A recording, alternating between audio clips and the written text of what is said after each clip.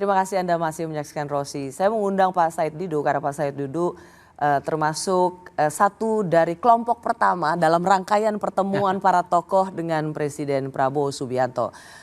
Ada hal yang ingin saya klarifikasi Pak Said Didu karena Pak Abraham dan beberapa tokoh lainnya mengatakan ada pembicaraan dengan Pak Presiden soal reformasi Polri dan kemudian soal pergantian Kapolri. Di situ terasa semacam reformasi polisi ini nggak akan bisa jalan kalau Kapolrinya nggak diganti. Itu rasanya seruan dari para tokoh gitu kira-kira. Dan itu kemudian dibantah oleh Ketua Komisi 3 Pak Habibur Rahman yang mengatakan itu tidak ada. Tidak benar bahwa reformasi ada pembicaraan dengan Presiden tentang pergantian Kapolri. Jadi sebenarnya pembicaraan tentang reformasi Polri dan pergantian Kapolri ada atau enggak? Agak mendalam. Ada? Ada, dan sampai Pak Presiden menanyakan, karena Susno kan, ada Susno 2G, kira-kira yang baik itu yang mana sih? Apakah polisi itu dibawa langsung Presiden atau dibawa kementerian? Itu Presiden bertanya. Dan dijelaskan oleh Susno 2G dan kita jelaskan.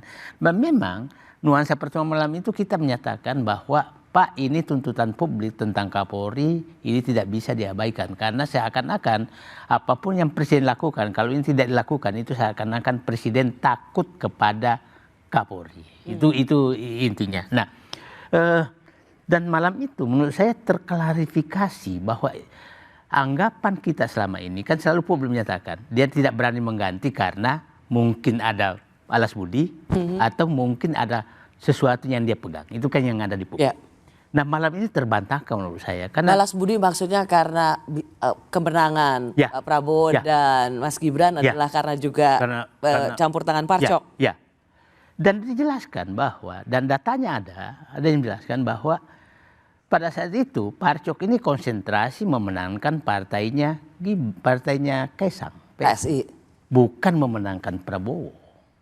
Nah, jadi tidak ada bahwa itu belas budi. Dan setelah itu. Oh, itu konteksnya. Jadi Anda menangkap kesan bahwa Pak Prabowo tidak takut untuk melakukan reformasi di kepolisian karena dia tidak merasa bahwa harus balas budi. Nah, terkonfirmasi lagi setelah itu pertemuan kan saya 6 mata dengan beliau dan menyampaikan langkah-langkah yang diambil mereformasi Polri. Oh, ini setelah 5 tokoh terus Bapak saya bersama Pak Presiden, Pak Said Didu dan satu tokoh lagi. Satu orang ini. Dan saya dengarkan dengan tekun. Oke.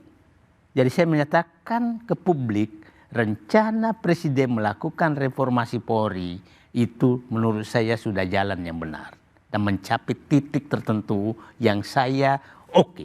Nah, jadi apa yang dikatakan oleh Habibur Rahman itu menurut saya ini saya menyayangkan karena Habibur Rahman itu Partai Gerindra dan menaikkan menjadi keputusan pleno seakan-akan menekan Presiden untuk tidak ada pilihan kecuali bahwa Kapolri harus dibawa Presiden. Padahal Presiden malam itu masih bertanya yang mana yang terbaik. Nah, saya sekasihan Presiden janganlah menekan Presiden. Biarkanlah Presiden ngambil keputusan. Nah, jadi menyatakan salah kaprah menurut saya Pak Habibur Rahman mungkin dia tidak tahu karena memang dia nggak hadir gitu ya. Tapi yang saya sayangkan kader Partai Gerindra yang seakan-akan menekan Presiden agar mengambil keputusan sesuai dengan keputusan Komisi 3. Yang menarik Mbak Rosi, baru kali ini loh namanya keputusan komisi dinaikkan di pleno yang tidak terkait dengan pemilihan orang, keputusan itu dinaikkan. Nah, jadi padahal Pak Presiden lagi jernih betul untuk memikirkan, saya membacanya begini. Presiden ini tidak gegabah hanya penggantian Kapolri menyelesaikan masalah polisi. Karena sudah sering sekali penggantian Kapolri. Saya mendengarkan ini dia menyelesaikan secara tuntas tentang kepolisian sehingga terkesan lamban penggantian Kapolri. Ya, itu. Jadi pergantian orang itu bukan melulu akan menyelesaikan masalah semuanya. Nah, tapi Anda menangkap bahwa ini bukan karena urusan balas budi. Bukan. Dan ini juga bukan karena ada semacam ketakutan. Karena nggak punya orang. Pertanyaannya adalah sebenarnya punya orang atau enggak? Kalau ya mohon maaf dia nama itu disebutkan dan saya tahu. Saya tahu dan menurut saya oke. Oke, kalau itu langkah itu dilakukan, saya yakin itu rakyat akan dapat tepuk tangan. Oke. Prabowo akan dapat tepuk tangan kalau yang dia jelaskan saat itu Namata dia lakukan. Saya yakin bahwa rakyat mungkin akan berpesta menyatakan kami sudah punya presiden yang sebenarnya. Itu. Jadi, tentu Anda tidak bisa mengatakan sekarang Pak Said Didu, enggak. tetapi nanti ketika ada pengumuman entah kapan itu prerogatif Presiden Prabowo, itu akan saya tanyakan kembali ke Pak Said Didu. Apakah ini orangnya yang sama dengan yang dikatakan pada Anda pada saat pertemuan Namata? Pertanyaan terakhir saya Pak Said Didu, Anda kan tadi Anda mengklasifikasikan orang-orang yang bertemu di rumah itu adalah orang dalam, pavilion, yang belum benar masuk ke dalam, lalu orang yang sudah kehilangan harapan atau orang yang tetap masih memiliki harapan. Anda di posisi yang mana setelah bertemu dengan Presiden? Saya selalu bahwa saya di posisi orang luar dan yang punya harapan, yang menitipkan harapan. Kan begini, kenapa saya menyatakan bahwa saya punya harapan ke dia? Karena saya ini ketemu Presiden yang punya patriotisme, punya nasionalisme dan punya keberanian untuk melakukan perbaikan. Nah, yang menarik itu pada saat selesai itu, kayaknya kita perlu ketemu 2 minggu sekali. Presiden sibuk lah Pak. Saya bilang Pak, udahlah Pak, kami butuh keputusan tiap hari, bukan pertemuan 2 minggu sekali. Tapi ada kalau tidak, saya perlu suntikan keberanian. Nah, saya bilang Pak, kurang berani, enggak, Anda lebih berani dari saya. Mau ngosok Presiden ngomong gitu Pak? Iya, dan maksudnya mungkin ya. Kan saya kan bukan pejabat, jadi tapi berani mau dia. Nah, he's trying to be modest. Ya. Nah, jadi saya menganggap bahwa sepertinya Presiden memang ini butuh dukungan rakyat agar dia butuh keberanian untuk mengambil langkah yang tegas. Karena niatnya saya bilang, saya kan menyatakan Mbak Rosi, saya percaya Presiden niatnya 1000% saya percaya. Tapi saya frustrasi tentang caranya. Anda percaya 1000% pada niatnya, tapi frustasi dengan caranya. Nah, setelah saya ketemu malam itu, ternyata bukan omon-omon, dia punya niat dan ingin melaksanakan dan dilaksanakan. Sepertinya itu hampir tiap hari dilaksanakan, cuma tidak diumumkan di pelaksanaannya. Saya mengambil contoh tadi tentang pengunduran diri OJK.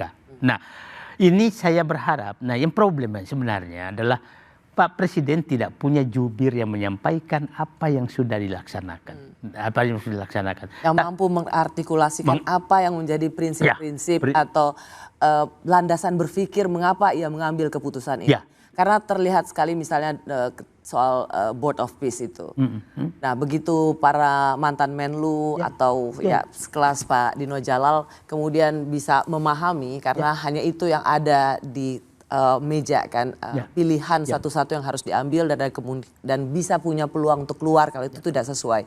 Artinya memang ada gap antara apa yang menjadi bagian dari keputusan seorang presiden dan bagaimana itu dikomunikasikan pada publik.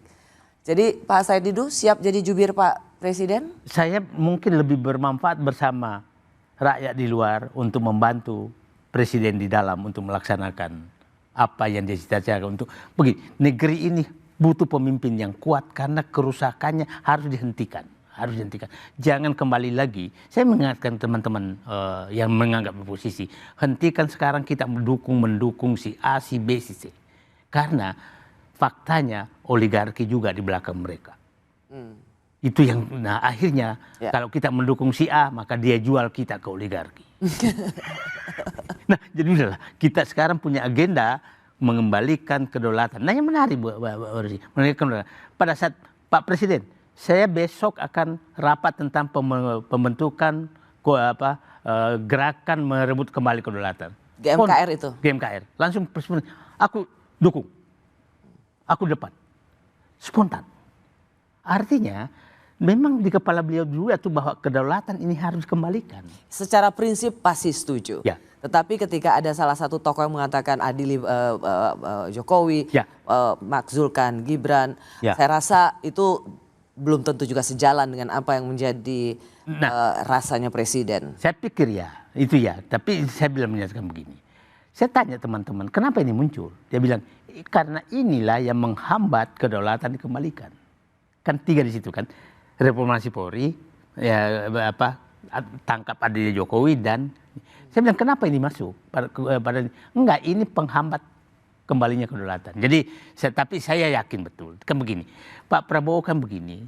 Kalau kita lihat, saya selalu menyatakan, Pak Prabowo ini otaknya Rambo, hatinya Rinto. Jadi maksudnya semangatnya untuk memperbaiki ya semangat Rambo, tapi kasih sayangnya itu lagu-lagu Rinto kan kita tahu. Nah, jadi tapi itulah Prabowo. Nah, tapi dia tidak juga menyatakan bahwa saya menyatakan begini. Pak Prabowo tidak mau menghukum orang, tapi dia tidak melindungi orang yang kena hukum. Itu tangkapan saya sekarang.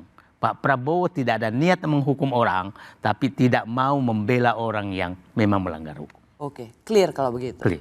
Terima kasih Pak Said Didu. Saya rasa ini cukup menjelaskan tentang pertemuan tadi dan rasanya tetap nyalakan optimisme, bukan mendukung orang, tetapi yang didukung adalah kebijakannya. Ya.